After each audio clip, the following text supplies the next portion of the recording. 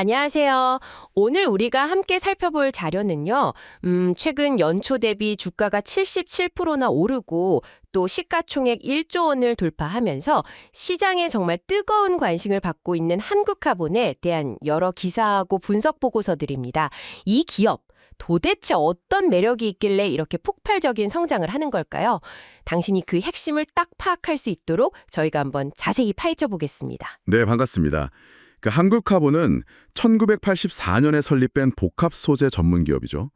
주력 제품은 액화 천연가스, 그러니까 LNG 운반선에 꼭 필요한 초저온 보냉제입니다. 아, 보냉제요? 네, 이게 영하 163도나 되는 초저온 LNG를 안전하게 운반하려면 핵심적인 단열 시스템이 필요하거든요.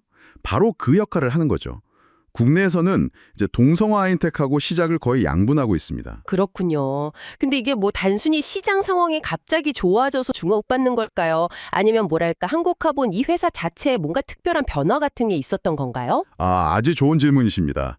이게 복합적인 요인이 작용했다고 봐야 하는데요. 우선 그 외부 환경부터 보면요. 국제해사기구 IMO라고 하죠.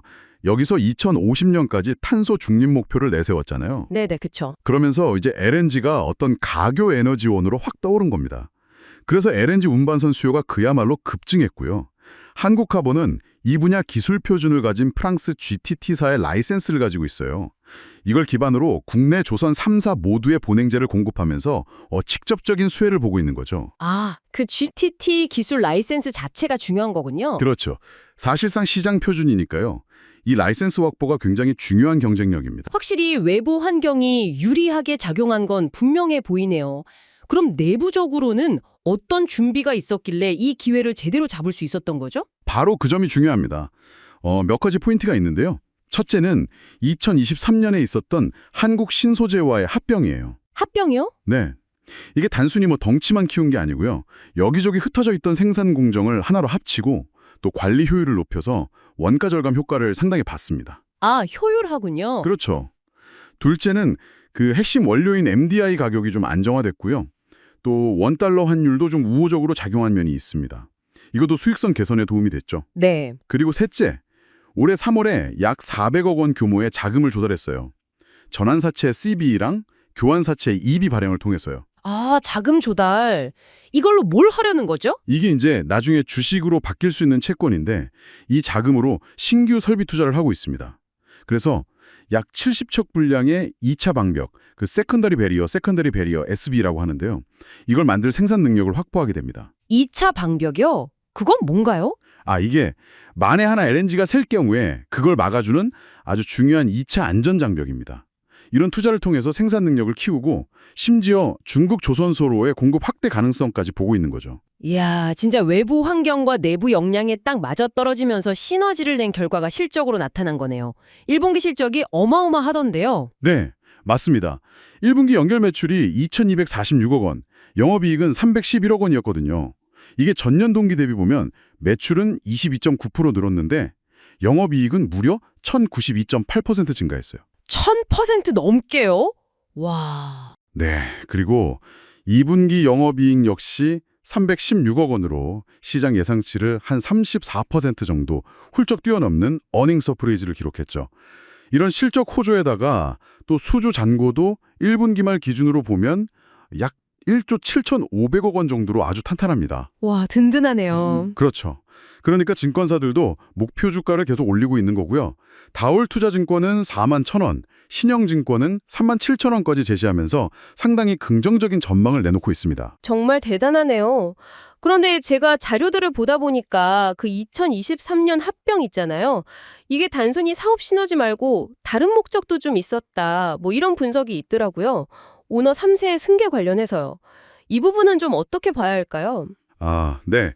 그런 시각도 분명히 존재합니다. 그 합병 대상이었던 한국신소재라는 회사가요. 조문수 회장의 아들인 조현오 전무가 지분 70%를 가지고 있던 회사였어요. 아, 그래서 합병하고 그 이후에 두 차례 지분 증여가 있었는데 이걸 거치면서 조 전무의 한국화본 지분율이 합병 전에는 3.72%였거든요. 근데 올해 1분기 말 기준으로 보면 22.86%까지 크게 올라갔습니다. 와, 엄청나게 높아졌네요. 네. 그래서 최대 주주가 된 거죠. 표면적으로는 물론 사업 효율화가 목적이었겠지만 결과적으로 봤을 때는 오너 3세로의 경영권 승계 발판이 마련된 거 아니냐 이렇게 해석하는 분석 보고서들이 있습니다. 이건 뭐 기업 지배구조 측면에서 당신께서 참고해 볼 만한 중요한 정보라고 할 수 있겠습니다. 그렇군요. 단기 실적이나 성장성뿐만 아니라 이런 지배구조 변화라는 부분도 함께 고려해서 봐야겠네요. 그럼 종합적으로 보면 앞으로의 전망은 어떻게 예상해 볼 수 있을까요? 네, 요약을 좀 해보자면요. 한국 카본의 성장은 일단 글로벌 LNG 수요가 폭발적으로 늘어난 이 거대한 파도에 성공적으로 올라탔고요. 동시에 합병을 통한 효율 극대화라든가 또 선제적인 투자 같은 내부적인 노력이 잘 결합된 결과라고 할 수 있습니다. 특히 그 북미 지역에서 대규모 LNG 프로젝트들이 많이 진행 중인데 관련된 선박 발주는 기술력이나 생산 능력 면에서 보면 사실상 국내 조선 3사가 거의 유일한 대안으로 꼽히거든요.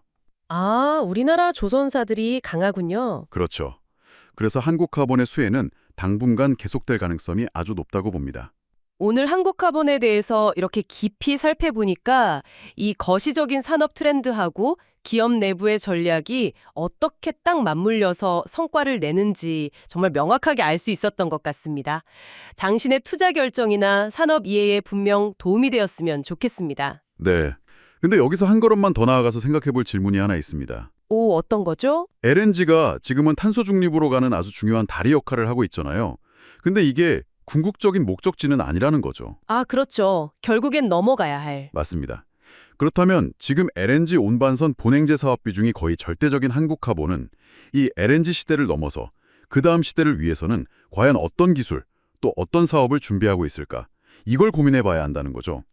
이들의 장기적인 성장 스토리는 결국 이 질문에 어떻게 답하느냐에 달려 있을 겁니다. 앞으로 이 점을 계속 지켜보는 것이 아주 흥미로운 관전 포인트가 될 거라고 생각합니다.